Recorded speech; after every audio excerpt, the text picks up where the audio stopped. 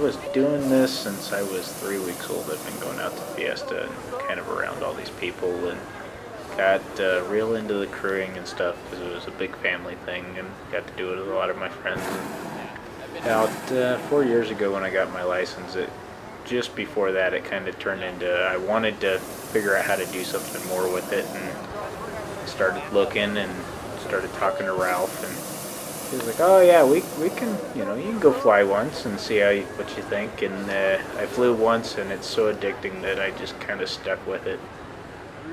To become a pilot, there's a minimum of 32 hours of ground instruction that we do in a ground school type class, as well as 12 hours of flight instruction. And that's also followed up by an FAA test that is a written examination over all the flight rules that we have to know, as well as a oral test with a designated FAA examiner to check your proficiency with the need to know stuff, as well as a 1 hour flight test.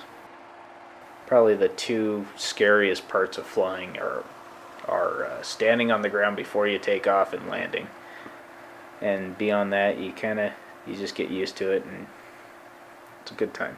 When you're up there, about the only thing you have is just the sound of the burner, and it's not much, and it's really peaceful, and you're totally at the mercy of the wind. So you're just floating off the ground without any propulsion or anything like that. So it's a lot of fun to just kind of sit there and be able to relax and just like, oh, okay, it's quiet, it's really calming and peaceful. So I do remember the very first time I flew. I don't remember my age, but I do remember bits of the flight. I remember that my dad had put his jacket on top of the tank and set me up on the tank, and that's where I got to sit while we flew and kind of looking around and stuff. So I thought that was just the coolest thing ever.